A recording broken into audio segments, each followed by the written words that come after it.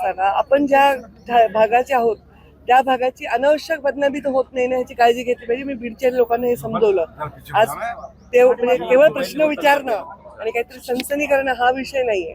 आता जालन्यामध्ये जर काही नाही, जिथे सक्षम नेतृत्व आहे, जिथे चांगली ताकदीने लोक लढत होते, तिथे न जाता जिथे आपल्याला गरज आहे तिथे मी गेले. मी अगदी इचलकरंजी पासून, पनवेल पासून, मुंबई पासून सगळीकडे महाराष्ट्रभर सभा घेतल्या आणि ते पक्षांनी ठरवलेल्या सभा होत्या. की कुठे परिस्थिती आहे की पंकजाताईच्या जाण्याची गरज आहे, कुठे परिस्थिती आहे तिथे मुख्यमंत्री महोदय गेले, कुठे आणखी वेगवेगळे आमचे सहकारी गेले. मग तिथे जिथे सक्षम अशी परिस्थिती आहे तिथे न जाता ते सक्षम होते, निवडून आले.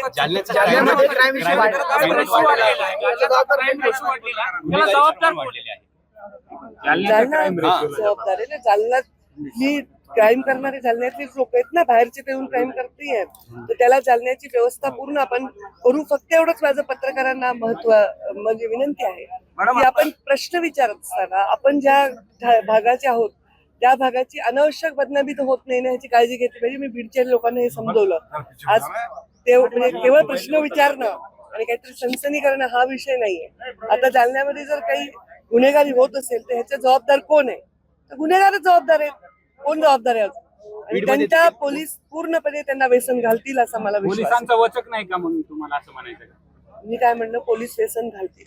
मॅडम, आता पत्रकार चित्रीकरण करत असताना मी त्याच्याविषयीची माहिती घेते. मला आता नियोजन समितीमधून दिव्यांगासाठी 1 रुपया खर्च नाही केलेला आहे. मागं तुम्ही आश्वासन दिलं होतं, 2-3 वेळा निवेदन दिलं होतं. ही माहिती बरोबर नाही. तसं काही झालेलं नाही. बरोबर व्यवस्थित ज्याचा निधी ज्याला अलोकेटेड आहे तसंच खर्च होतो. अनुदान घोटाळ्यातल्या त्या अधिकाऱ्यावर केव्हा कारवाई? संबंधित ते पोलीस विभागाशी चर्चा करून चला